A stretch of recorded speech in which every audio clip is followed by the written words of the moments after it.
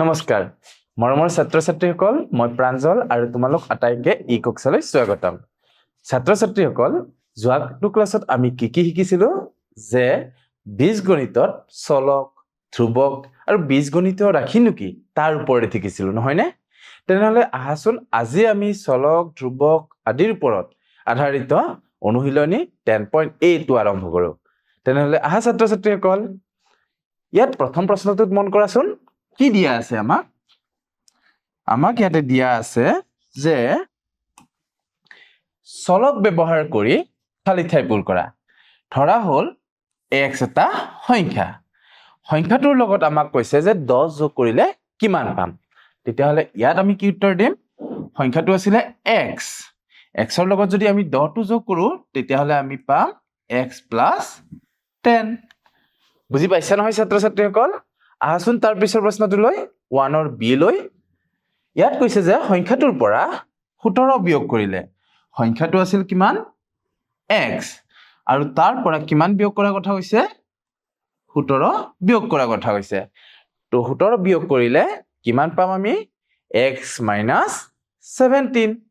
এতিয়া চাবা x আৰু 17 যেহেতু দুইটা বিয়োগযোগ পদ গতিকে আমি এনে ধৰণে লিখিব লাগিব আহাচোন তাৰ পিছত 1 ৰ c টোত কি দিয়া আছে তাকে চাও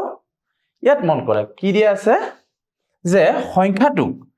9 ৰে যদি আমি পূৰণ কৰো সংখ্যাটো কিমান আছিল x আছিল তাৰ লগত আমি কিমান পূৰণ কৰিম 9 পূৰণ কৰিম মনত ৰাখিবা ছাত্ৰ ছাত্ৰীসকল যেতিয়া আমি পূৰণ কৰিলে সদায় সংখ্যাটো আমি আগত লিখো আৰু যেটো চলক আছিল হেতু আমি তাৰ পিছত লিখিম অৰ্থাৎ আমি এনে ধৰণে লিখিব লাগিব গতিকে x ৰ লগত 9 টো পূৰণ কৰিলে আমি কি পাম 9x তেনে ধৰণে দ্বিতীয় চোৱাচোন সংখ্যাটোক 15 ৰে ভাগ কৰিলে কিমানৰে ভাগ কৰিলে 15 ৰে ভাগ কৰিলে কিমান পাম সংখ্যাটো আছিল x তাক যদি হৰণ কৰো আমি কিমানৰে 15 ৰে তেতিয়া আমাৰ এনে ধৰণৰ হয় আৰু এটুক আমি কেনেকৈ লিখিব পাৰো আমি লিখিব পাৰো x / 15 তো আমি এনে ধৰণে লিখিব পাৰো কোনো এটা চলকক কোনো এটা ধ্ৰুৱকেৰে হৰণ কৰিলে বা পূৰণ কৰিলে এনে ধৰণে লিখিব পাৰো আহাচোন ছাত্ৰ ছাত্ৰীসকল তাৰ পিছৰ প্ৰশ্নটো লৈ যাও আমি ইয়াত মন কৰা কি দিয়া আছে যে শুদ্ধ উত্তৰটো বাছি উলিওৱা তোমালোকে বাছি উলিওৱাচোন ইয়াতে কোনটো উত্তৰ শুদ্ধ হ'ব ইয়াতে কৈছে যে কোনো এটা সংখ্যা x আৰু x ৰ লগত যদি আমি 5 যোগ কৰো তেতিয়া কিমান হ'ব x ৰ লগত যদি আমি 5 যোগ কৰো কোনটো হ'ব বাৰু তোমালোকৰ মতে ইয়াত চোৱাচোন 5x ইয়াতে পূৰণ হৈ আছে নহয় নে 5 আৰু x টো কি হৈ আছে পূৰণ হৈ আছে গতিকে এইটো হ'ব নোৱাৰে ইয়াতে মন কৰা 5 ৰে এইটো কি কৰিছে x ক হৰণ হৈ আছে ভাগ কৰি দিয়া আছে ইয়াতে আকৌ কি দিয়া আছে বিয়োগ কৰা আছে আমাক কি কৰাৰ কথা কৈছে যোগ কৰাৰ কথা তো কোনটো হোৱা চান্স আছে এইটোৱে হোৱা চান্স আছে আৰু x ৰ লগত যদি আমি 5 যোগ কৰো তেতিয়া হলে x + 5 টো হৈ যাব আমাৰ কাৰণে শুদ্ধ উত্তৰ আহাচোন ছাত্ৰ ছাত্ৰীসকল তাৰ পিছৰ প্ৰশ্নটো লৈ যাও আমি ইয়াত মন কৰা কি দিয়া আছে যে কোনো এটা সংখ্যা m ৰ 3 গুণ কিমান হ'ব মানে গুণ মানে কি পূৰণ m ৰ লগত যদি আমি 3 টো পূৰণ কৰো m ৰ লগত যদি আমি 3 টো পূৰণ কৰো তেতিয়া আমি কি বুলি লিখিম 3 টো আগত লিখিম আৰু m টো পিছত দিম এটা ইয়াতে চোৱাচোন কোনটো উত্তৰ শুদ্ধ হ'ব যেন লাগিছে নিশ্চয় c টো নহয় নে গতিকে ইয়াৰ শুদ্ধ উত্তৰ হ'ব c টো আহাচোন তাৰ পিছৰ প্ৰশ্নটো লৈ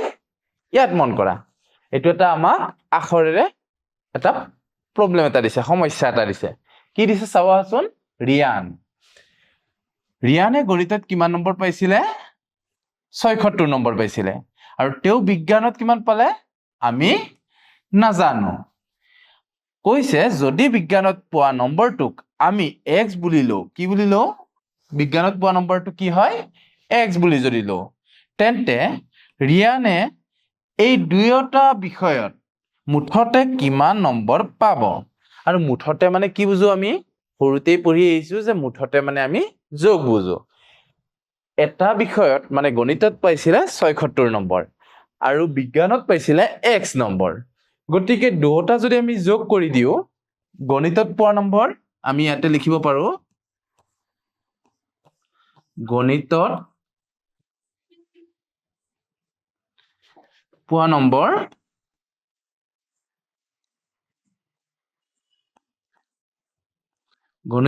নম্বৰ কিমান আছিলে গণিতত পোৱা নম্বৰ আছিলে 76 নহয় নে আৰু বিজ্ঞানত পোৱা নম্বৰ কিমান আছিলে কোৱাচোন বিজ্ঞানত পোৱা নম্বৰটো তো আমি নাজানো বিজ্ঞানত পোৱা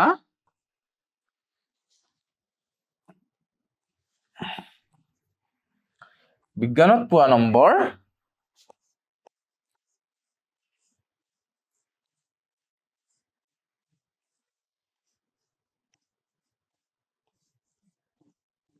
কিমান হ'ব x এতিয়া কোৱাচোন মুঠ নম্বৰ কিমান হ'ব x + 76 গতিকে মুঠ নম্বৰ পায় বা মুঠ নম্বৰ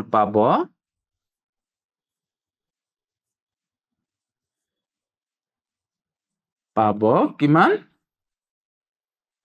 মানে দুটা বিষয়ত হা ইয়াতে লিখিবা দুটা বিষয়ত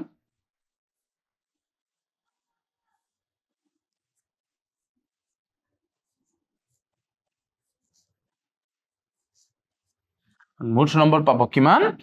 76 + x বা আমি এনেকৈও ক'ব পাৰো x + 76 আহাচোন তেনেহলে ছাত্ৰ ছাত্ৰীসকল তাৰ পিছৰ প্ৰশ্নটোত কি আছে তাকে চাও আমি এবাৰ ইয়াত মন কৰা কি দিয়া আছে যে অংকিতাৰ হাতত কেইটামান চকলেট আছিল মৃদুস্মিতাৰ হাতত আকৌ অংকিতাতকৈ এটা চকলেট বেছি আছে কি কৈছে যে মৃদুস্মিতাৰ হাতত অংকিতাতকৈ এটা চকলেট বেছি আছে উপযুক্ত চলক ব্যৱহাৰ কৰি মৃদুস্মিতাৰ হাতত থকা চকলেটৰ সাংখ্যিক সংখ্যাক বীজগণিত ৰাশিৰে প্ৰকাশ কৰা তেনেহলে ছাত্ৰ ছাত্ৰীসকল মনত পেলোৱাচোন চলকৰ ক্ষেত্ৰত আমি কি কৈছিলো যে যিকোনো ইংৰাজী বৰ্ণমালাৰ যিকোনো আখৰ এটা আমি ব্যৱহাৰ কৰিব পাৰো খালি কি হ'ব লাগে হেতু সৰু হাতৰ হ'ব লাগে তোমালোকৰ কোনটো লবৰ মন হৈছে মই বাৰু লবৰ মন গৈছে অংকিতা গতিকে মই এ লৈ দিছো ঠিক আছে ধৰা হ'ল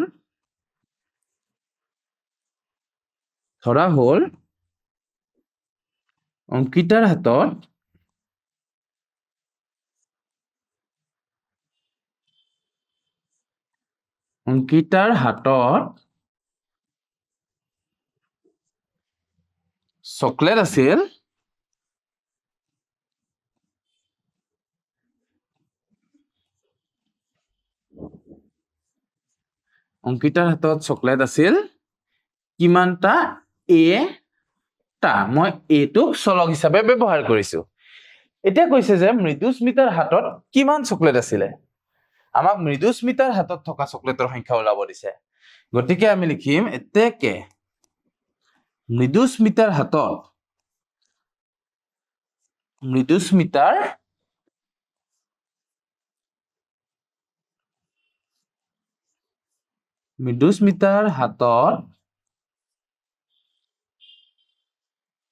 চকলেট আছে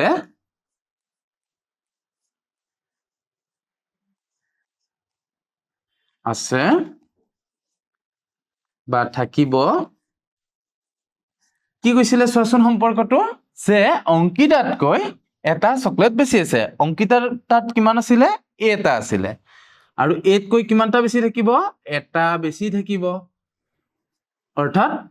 ইয়াৰে উত্তৰ হৈ যাব a+1 তোমালোকে যদি কোনোবাই চলকটো m ব্যৱহাৰ কৰিছা তেতিয়াহলে তোমালোকে পাবা m+1 যদি চলকটো কোনোবাই p ব্যৱহাৰ কৰিছা p+1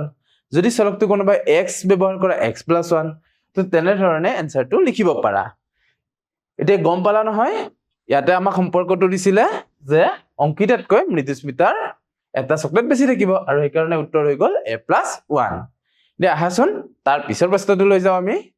ইয়াত মন কৰা ইয়াত আমাক কিছুমান চানেকি দিয়া আছে আৰু এই চানেকিবোৰ ব্যৱহাৰ কৰি আমাৰ ইয়াতে অন্তৰ্নিহিত হৈ থকা সেই সম্পৰ্কটো আমি উলিয়াব লাগে আহাচোন তেনেহলে ছাত্ৰ ছাত্ৰীসকল দেৰি নকৰি ইয়াকো আমি সমাধান কৰো ইয়াতে চোৱা কিছুমান ভি দিয়া আছে ইয়াতে ভি এটা আছে ইয়াতে ভি কেইটা আছে দুটা আছে তেনেধৰণে ইয়াতে আছে তিনিটা ইয়াতে আছে চাৰিটা আৰু ইয়াতে আছে কিমানটা 10টা আছে ইয়াতে আছে এনটা এন যিকোনো এটা সংখ্যা আৰু এটা ভি যেতিয়া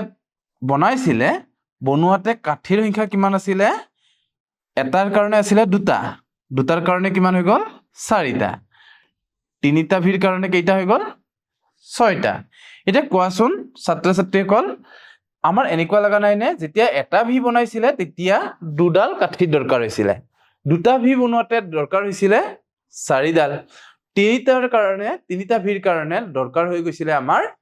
6ডাল কাঠি অৰ্থাৎ ইয়াতে যিমানটা আমি ভি বনাইছিলো তাৰ দুগুণ সংখ্যক কাঠিৰ ব্যৱহাৰ হৈছিল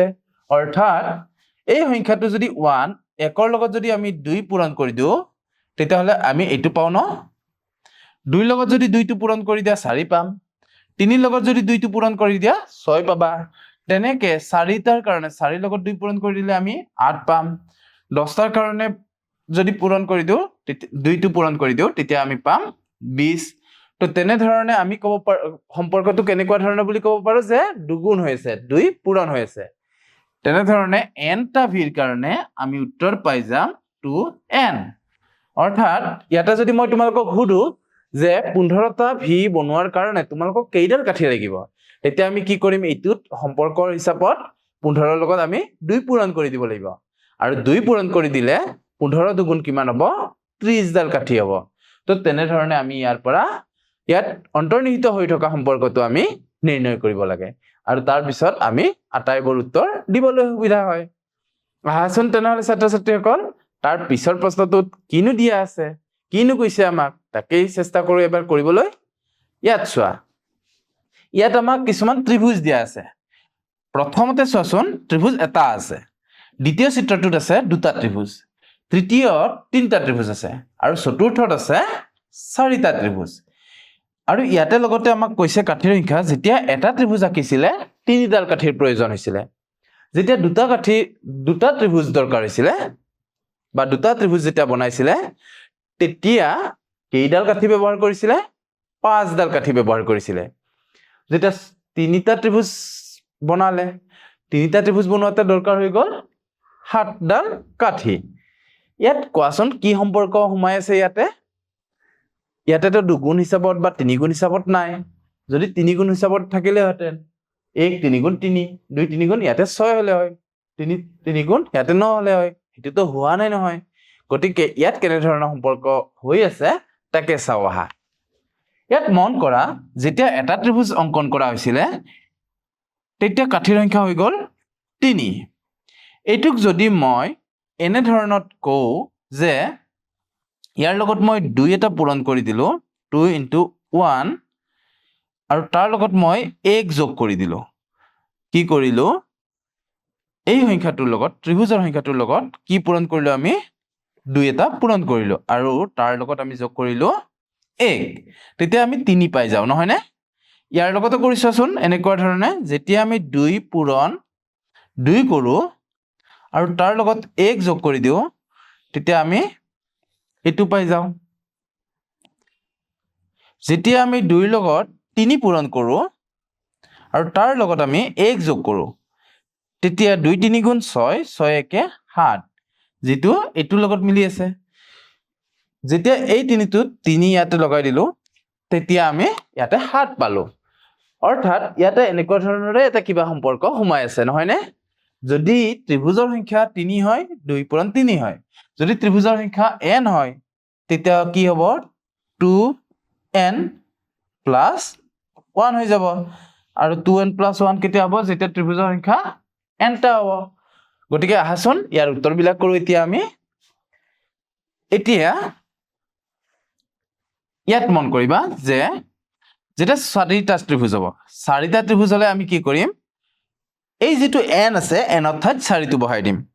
n ৰ ঠাইত 4 বহালে 4 পূৰণ 2 কিমান হৈ গ'ল 8 8 একে কিমান হৈ যাব 9 তেনে ধৰণে 5টা যেটা ত্ৰিভুজ হ'ব 2 পূৰণ 5 10 10 একে কিমান হৈ যাব 11 হ'ব আকৌ যেতিয়া 6টা ত্ৰিভুজ হ'ব 2 পূৰণ 6 6 দুগুণে 12 12ৰ লগত 1 যোগ কৰিলে হৈ যাব ইয়াৰ উত্তৰ 13 13টো পিছত আৰু ভুল হোৱাৰ নিচিনা লাগিব পাৰে গতিকে ভালদৰে লিখি লও দিয়া তো এইটো আমি লিখিম 13 তাৰপিছত যেতিয়া n টা ত্ৰিভুজ হয় তেতিয়া তাৰ উত্তৰ হৈ যাব আমি ইতিমধ্যে ওলাইছে 2n + 1 তো ইয়াৰ উত্তৰ হৈ যাব 2n + 1 2n + 1 বুজি পাইছা নহয় ছাত্ৰ ছাত্ৰীসকল আজিৰ ভিডিঅ'টোত আমি এই অনুশীলনীটোত সমাপ্ত কৰিলো অহাটো ভিডিঅ'ত পুনৰ আমি লগ হ'ম অন্য এটি টপিকৰ সহায়ত বা টপিক লগত লৈ হয়নে তেতিয়ালৈ তোমালোকে এইবোৰ অংক ভালদৰে প্ৰেক্টিছ কৰিবা আৰু য'ত তোমালোকৰ ডাউট আছে বা কনফিউজন আছে সেইখিনি জনাবা আৰু তেতিয়ালৈ ধন্যবাদ